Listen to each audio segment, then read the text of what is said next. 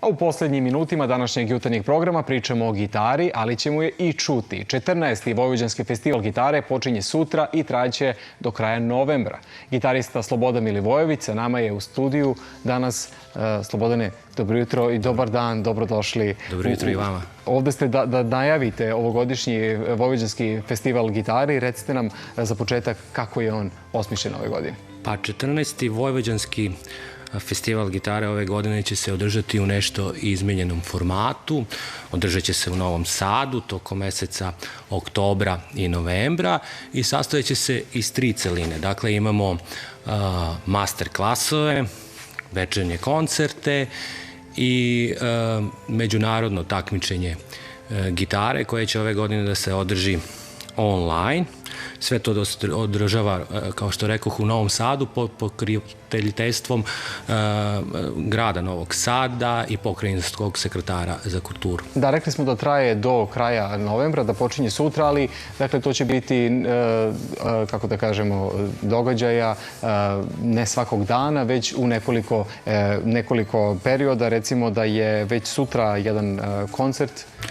Da, koncerti se održavaju u Muzeju Vojvodine. Sutra će svirati resitale Ema Kapor i Vuk Dragičević, a 18. novembra u kulturnoj stanici Eđšeg svirat će Dušan Prole i ja. Moram da kažem da... 13. novembra. 13. novembra, oprostite. 13. novembra, jeste. Da, precizno. Da, moram da kažem da što se tiče koncerta, poštovat će se sve epidemiološke mere, dakle imat ćemo obavezno nošenje maski, publika će obavezno nositi maske i bit će ta propisno udaljena distanca od 2 metra. Tako da, eto, to je ono što... Ono što će biti izmenjeno drastično u odnosu na neke ranije festivale jeste to što će takmičenje biti održano putem interneta. Kako će to biti organizovano? Jeste.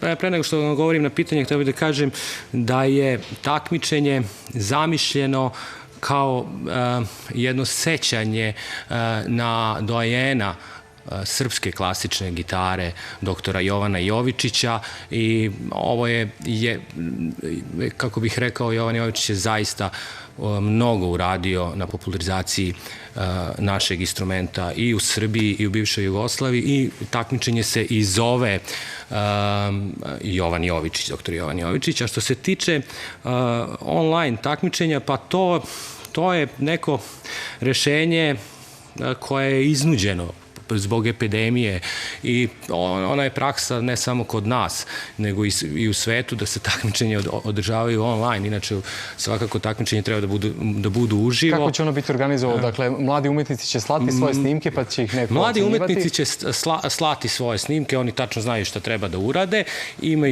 Snimak ne smije da bude sečen, ne smije da bude montiran. Žiri u određenom trenutku, svi zajedno od svojih kuća, naravno, slušaju te snimke i daju ocene. Mislim, to nije najbolje rešenje. Neki novi način mladi takmiče. Ovoga jutra ćete nam svirati uživo, baš je lepo da to čujemo, budući da nismo skoro imali u studiju živu muziku. Šta nam svirate? Ja ću da sviram kompoziciju paragvajskog gitariste i kompozitora Agustina Barriosa Conhiku, koja je neče inspirisana Andi Altiplano muzikom. Kao što se kaže, podijum je vaš, vi izvolite na poziciju, tamo vas čeka gitara.